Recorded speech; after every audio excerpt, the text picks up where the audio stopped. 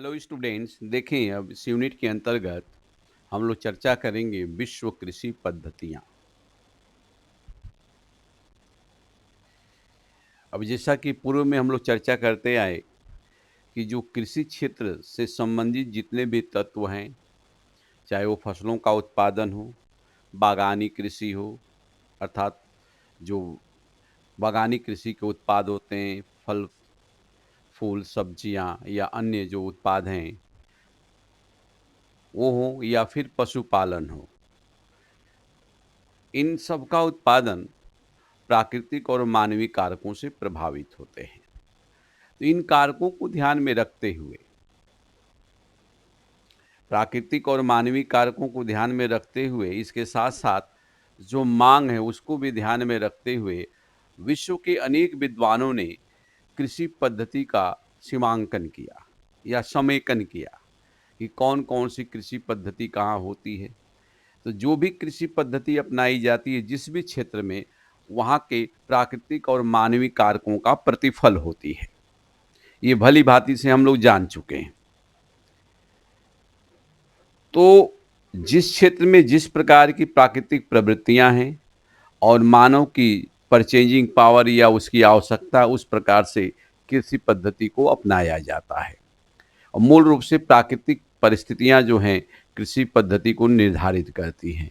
लेकिन जैसे-जैसे मानव के विकास का स्वरूप बदलता चला गया, माँग बढ़ती गई और माँग के प्रतिरूप में अंतर आया, वैसे-वैसे इन प्रतिरूपों में भी अंतर परिलक्षित हो रहा है।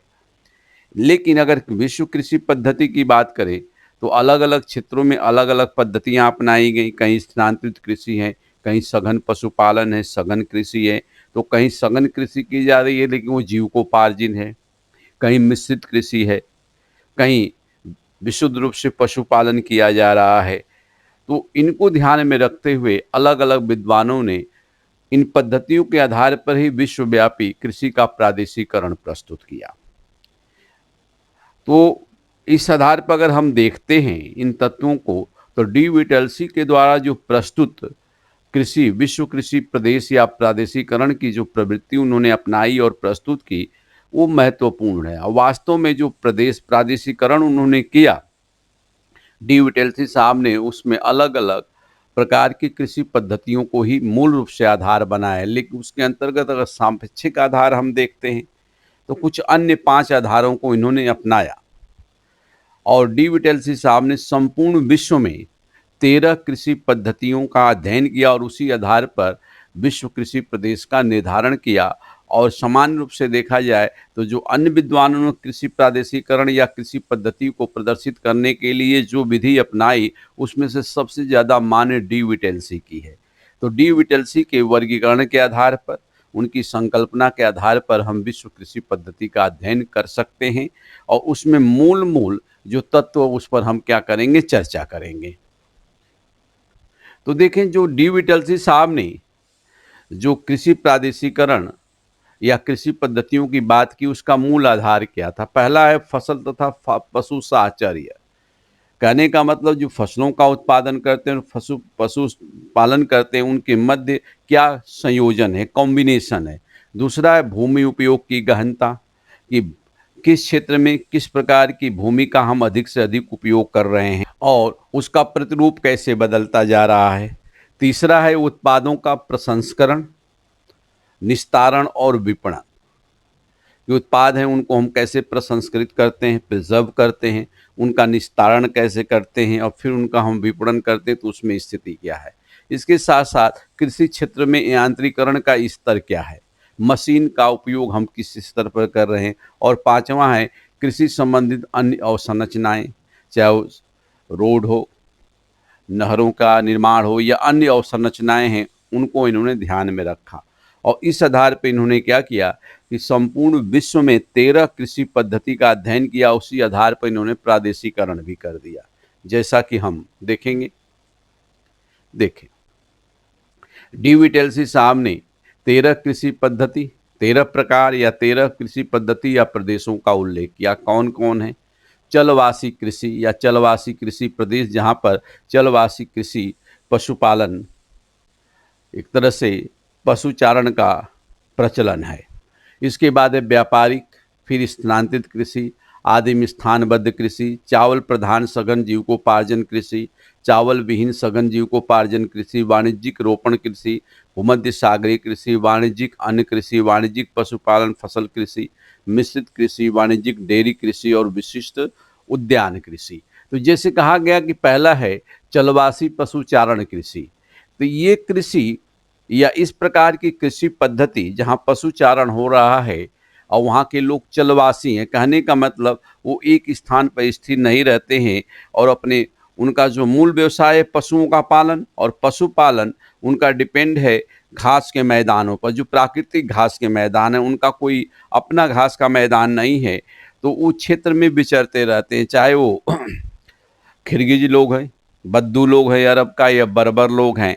इनका क्या होता है, मौसम के अनुसार वो स्थान परिवर्तित करते रहते हैं, जिसको हम कहते हैं ट्रांस ह्यूमेन, ऋतु परिवर्तन करते हैं। जैसे खिरगिच लोग हैं, शीत ऋतु आया तो दक्षिण की तरफ आ जाएंगे स्टेपी क्षेत्र में, और ग्रीष्म ऋतु आया तो उत्तर की तरफ चले जाएंगे। इसी तरह से पहाड़ी क्षेत्रों में हमारे यहाँ गद्दी हैं, बकरवाल लोग हैं, ये लोग क्या करते हैं कि जब शीत ऋतु आती है तो ऊंची पहाड़ियों से अपने बकरियों, भेड़ इत्यादि पशुओं को लेकर नीचे आ जाते हैं, और जैसे ग्रीष्म ऋतु आते हैं तो ऊपर की तरफ चल जाते हैं। तो इन क्षेत्रों में ये देखा जाता है, उन पर एक एक करके मुख्य बिंदुओं पर हम चर्चा करेंगे। इसके बाद है व्यापारिक पशुपालन। तो व्यापारिक पशुपालन कहाँ हो रहा है, जैसे डाउन्स है, प्रेयरी है, अर्जेंटीना का पंपास क्षेत्र, वहाँ व्यापारिक स्तर पर हम पशुपालन करते हैं, यद्यपि अन्य क्षेत्रों में भी किया जा रहा है। फिर स्थानांतरित कृषि, आदिम कृषि का प्रकार है। तो तरह तरह के स्लैश बर्न कहा जाए, जलाओ और कृषि करो, वन क्षेत्र को जलाया जाता है, कुछ समय तक कृषि की जाती है, फिर वहाँ से दूसरा क्षेत्र लिया जाता है, यद्यपि पर्यावरण की दृष्टि से ये अति खतरनाक हो रहा है। फिर आदिम स्थलबद्ध कृषि, जैसे आदिम जो आदिवासी लोग हैं, छोटे छोटे क्षेत्रों पर जीविकोपार्जन के लिए कृषि करते हैं। फिर चावल प्रधान सघन जीविकोपार्जन कृषि। तो चावल प्रधान जीविकोपार्जन कृषि बेसिकली दक्षिणी पूर्वी एशिया हम लोगों का क्षेत्र है। बेसिकली अगर हमारी बात करें, हमारी बोलें तो भारत की अगर बात करें तो पूर्वी भाग में, पूर्वी तटीय भाग में, पूर्वी उत्तर प्रदेश से लेकर बिहार, असम और तटीय भागों में के साथ साथ हिंद चीन के देशों में जाते हैं।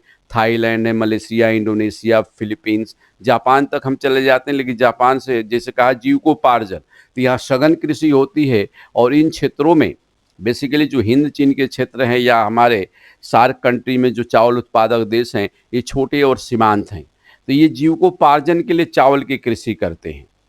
इनका कोई वाणिज्यिक उद्देश्य नहीं हो पाता, और मजबूरी में, क्योंकि जनसंख्या बहुत ज़्यादा है, लैंड कम है, होल्डिंग्स कम है, जोत कम है, तो जीविकापार्जन के लिए क्या करते हैं, चावल की कृषि करते हैं। क्योंकि इस क्षेत्र में वर्षा का जो अनुपात है 150 सेंटीमीटर से ज़्यादा है प्रतिवर्ष, तो औसत अनुपात है, तो यहाँ पर वो आर्द्रता है, उष्णता है, और चावल योग्य क्या है, मौसम है, तो यहाँ पर चावल का उत्पादन होता है। दूसरा है चावल विहीन सघन जीविकोपार्जन कृषि। तो जैसे अगर हम भारत की बात करें तो उत्तरी पश्चिमी क्षेत्र जो हमारा आता है, पश्चिमी उत्तर प्रदेश, पंजाब, हरियाणा, राजस्थान, या पश्चिमी मध्य प्रदेश, या फिर हम अगर वैश्विक स्तर पर ले तो पाकिस्तान को ले सकते हैं। अन्य जो एशियाई क्षेत्र हैं, तो यहाँ पर चावल के अतिरिक्त कृषि होती है, जैसे गेहूं है, बाजरा है, ज्वार है, जौ है, इनका उत्पादन होता है। लेकिन यहाँ पर भी जो उत्पादन हो रहा है, अगर औद्योगिक देशों की बात करें, विकसित देशों की बात करें, तो उस आधार पर हम देखें तो ये जीविकोपार्जन ही है। क्लियर। इसके बाद वाणिज्यिक रोपण कृषि। तो वाणिज्यिक रोपण कृषि का मतलब, जैसे भूमध्य रेखीय प्रदेश है, रबर का उत्पादन, कॉफ़ी का उत्पादन, चाय का उत्पादन अपने यहाँ भी होता है, तो वो वाणिज्यिक कृषि के अंतर्गत आ जाता है। इसके बाद भूमध्य सागरीय कृषि। तो जो भूमध्य सागरीय जलवायु है, जो जलवायु हमने भूमध्य सागरीय पढ़ा था कि पश्चिमी भाग पर 30 से 40 अक्षांशों के मध्य महाद्वीपों के पश्चिमी भाग में है, तो वहाँ भी आपको इंडिकेशन हमने दिया था यहाँ पर किस प्रकार की कृषि की जाती है। बेसिकली रसेदार फल उगाए जाते हैं, अंजीर से लेकर जैतून, अंगूर, संतरा, माल्टा। तो यहाँ पर ये कृषि की जाती है, वाणिज्यिक प्रकार की है। तो यहाँ फल उत्पादन के साथ साथ अन्य फसलों का भी उत्पादन किया जाता है। तो ये के साथ साथ यहाँ पर क्या, शराब उद्योग विकसित अवस्था में है। इसके बाद है वाणिज्यिक अन्न कृषि। तो वाणिज्यिक अन्न कृषि बेसिकली जो प्रेयरी क्षेत्र है, पंपास क्षेत्र है, तो प्रेयरी कहाँ, उत्तरी अमेरिका में, घास का मैदान, जहाँ पर सघन वाणिज्यिक कृषि की जा रही है। पंपास क्षेत्र अर्जेंटीना का, वेल्ड दक्षिणी अफ्रीका का, डाउन्स ऑस्ट्रेलिया का और स्टेपी यूरेशिया का। तो यहाँ पर सघन अन्य कृषि का उत्पादन किया जाता है, जिसका अधिक से अधिक भाग क्या किया जाता है, उसका विपणन कर दिया जाता है, बेच दिया जाता है बाजारों में। क्लियर। इसके बाद है वाणिज्यिक पशु और फसल कृषि, यह भी वो इसी क्षेत्र में है, जैसे पंपास क्षेत्र में या और जो शीतोष्ण कटिबंधीय क्षेत्र में, जहाँ बड़े पैमाने पर पशुपालन भी होता है और फसल का उत्पादन होता है। इन क्षेत्रों शीतोष्ण कटिबंधीय क्षेत्रों में अद्भुत मिश्रण देखा जाता है। फिर मिश्रित कृषि, तो मिश्रित कृषि का सबसे ज़्यादा प्रभाव हम शीतोष्ण कटिबंध में ही देखते हैं। हमारे यहाँ भी मिश्रित कृषि है, लेकिन जीविकोपार्जन। फिर इसके बाद वाणिज्यिक डेयरी उत्पादन, तो ये वाणिज्यिक डेयरी उत्पादन यद्यपि अब हमारे यहाँ भी प्रचलित है, लेकिन शीतोष्ण कटिबंधीय क्षेत्रों में जैसे कि नीदरलैंड हो गया, नीदरलैंड हो गया, जर्मनी है, फ्रांस है, यहाँ पर जो है वाणिज्यिक डेयरी उत्पादन के लिए कृषि की, कहने का मतलब डेयरी उत्पादन के लिए कृषि की जाती है, जिसमें बेसिकली पशुपालन है। इसके बाद है वाणिज्यिक विशिष्ट उद्यान कृषि, तो ये विशिष्ट उद्यान कृषि हम पर्वतीय क्षेत्रों में भी देख लेते हैं, लेकिन मूल रूप से जहाँ पर जलवायु अनुकूल है, जैसे शीतोष्ण कटिबंधीय क्षेत्रों में। तो ये मौलिक कृषि पद्धतियाँ। अब देखो, इन कृषि पद्धतियों से संबंधित अनेक फैक्ट आएंगे, जैसे चलवासी पशुचारण कौन कौन से लोग करते हैं, तो उन जनजातियों का नाम पूछ लिया जाता है, उनसे संबंधित कुछ फैक्ट है। स्थानांतरित कृषि विश्व में कौन है, भारत में कौन है, तो इन पर हम क्या करेंगे, बिंदुगत आपके पास चर्चा करने जा रहे हैं और यही नोट्स आपके पास जाएगा। तो जितने बिंदु आपके नोट्स में हैं, यहाँ हम प्रदर्शित भी करने जा रहे हैं, उसको आप क्या करेंगे, याद कर जाएंगे। तो सब चलते हैं, हम इस पर बात करते हैं। देखें, पॉइंट वाइज हमने लिया, तो इन पॉइंट्स को आप क्या करेंगे, याद कर जाएंगे। जैसे चलवासी पशुचारण, मध्य एशिया, दक्षिणी पश्चिमी एशिया, उत्तरी अफ्रीका, कुछ हद तक टुंड्रा प्रदेश में देखे जाते हैं। मध्य एशिया में कज्जाक, खिरगिज, कालमुख और मंगोल प्रजातियां चलवासी चरवाहे हैं। तो इन जनजातियों का नाम, जैसे मध्य एशिया में कज्जाक है, खिरगिज है, कालमुख है, मंगोल प्रजाति। दक्षिणी पश्चिमी एशिया में अगर हम बात करते हैं, तो दक्षिणी पश्चिमी एशिया में उत्तरी अफ्रीका और अरब क्षेत्रों में, रेगिस्तानी क्षेत्रों में चलवासी पशुचारण देखा जाता है। अनातोलिया का पठार जो तुर्की है, वहाँ अंगोरा नामक विशिष्ट प्रकार की बकरी पाई जाती है। कई बार पूछा गया, अंगोरा नामक ऊन भी आता है, तो किस प्रजाति से लिया जाता है, बकरी से। तो अंगोरा प्रजाति कहाँ पाई जाती है, अनातोलिया के पठार पर, तुर्की में। ये क्वेश्चन आपके पास आ सकता है। इनमें से प्राप्त ऊन को मोहिर कहते हैं। तो फैक्ट पर फैक्ट आपके सामने आएंगे। एक तो अंगोरा प्रजाति हमारे पास हो गई, कहाँ है, तुर्की, और जो ऊन पाया जाता है मोहिर, ये क्या है, बकरी है। टुंड्रा क्षेत्र में मूल रूप से लैप्सलो पशुचारण चारक होते हैं, जिनका स्थानांतरण अलास्का से लेकर कनाडा के मैकेंजी घाटी तक देखा जाता है। फिर इसके बाद अगर हम बात करते हैं, तो साइबेरिया के टुंड्रा प्रदेश में याकुत, सेमाइट, कोरियाक, स्कैंडिनेविया में लैप लोग पशुचारक हैं। ये चलवासी पशुचारक मौसमी प्रवास करते हैं, जिसको हम ट्रांसह्यूमेंस कहते हैं, जैसा कि अभी पूर्व में बताया। चलवासी पशुचारक अस्थायी तंबुओं में निवास करते हैं, जिसे इर्त कहते हैं। ये बेसिकली कौन से, खिरगिज लोग। व्यापारिक एवं वाणिज्यिक पशुपालन, जिसे रैंचिंग भी कहा जाता है, क्या कहा जाता है, रैंचिंग भी कहा जाता है। ऐसे पशुपालन शीतोष्ण कटिबंधीय तथा उष्ण कटिबंधीय घास के मैदानों में देखे जाते हैं।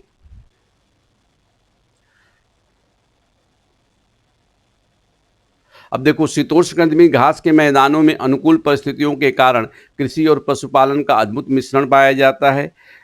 शीतोष्ण कटिबंधीय घास के मैदान को उत्तरी अमेरिका में प्रेरी, अर्जेंटीना में पंपास, दक्षिणी अफ्रीका में वेल्ड, ऑस्ट्रेलिया में डाउन्स, यूरेशिया में स्टेपी या यूरेशियाई प्रेरी और यूरोप में हंगरी में पुछताछ कहते हैं।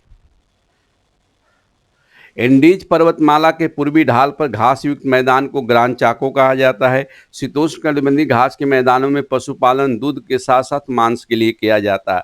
अर्जेंटीना में पशु चरवाहों को गाउचो कहा जाता है। कई बार पूछा गया, गाउचो कहा जाता है। ये लोग हैट लगाकर घोड़े से क्या करते हैं, एक बाड़े में पशुओं को लेते हैं और आसपास के क्षेत्रों में चराते रहते हैं। बड़ी बड़े हैट लगाते हैं और घोड़ों पर क्या करते हैं, चलते रहते हैं तो सवारी करते हैं, उसी के माध्यम से पशुओं को नियंत्रित करते हैं। गाउचो कहा जाता है। शीतकाल में पशुओं को सूखी घास खिलाई जाती है, जिसे हे कहते हैं। क्या कहते हैं? हे कहते हैं।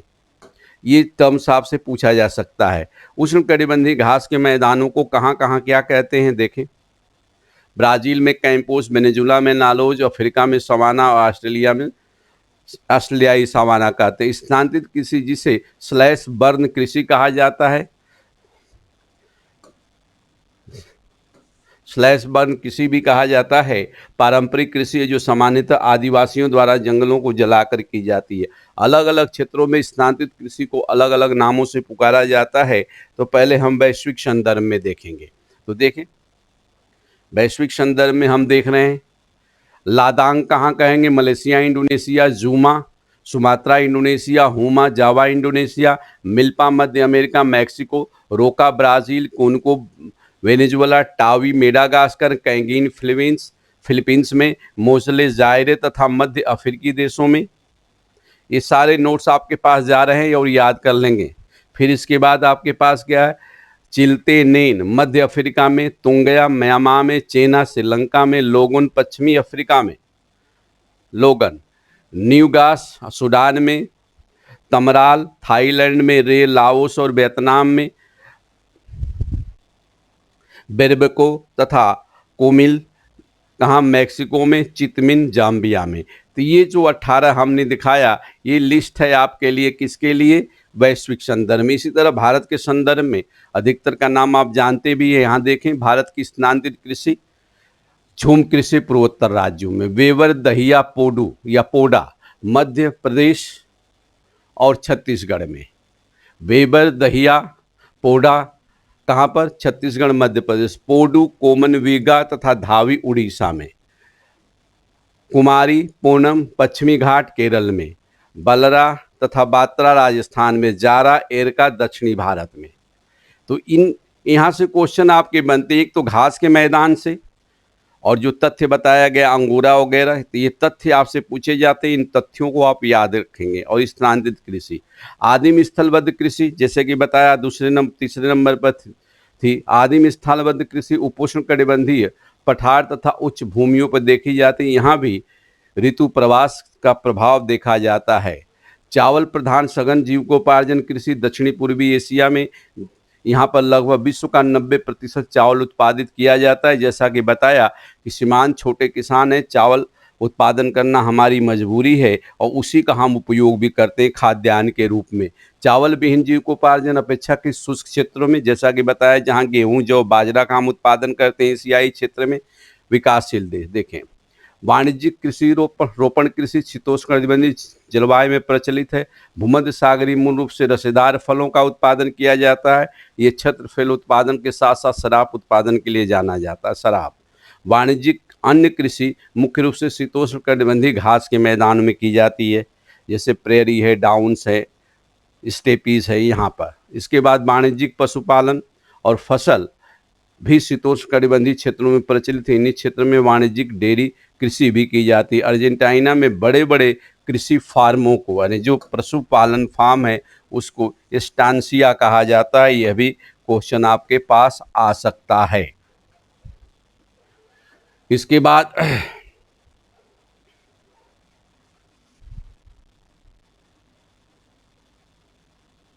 कुछ तथ्य और देखें। शीतोष्णकटिबंधीय आर्द्र प्रदेशों में विशिष्ट उद्यान कृषि की जाती है। रूस में सामूहिक फार्म को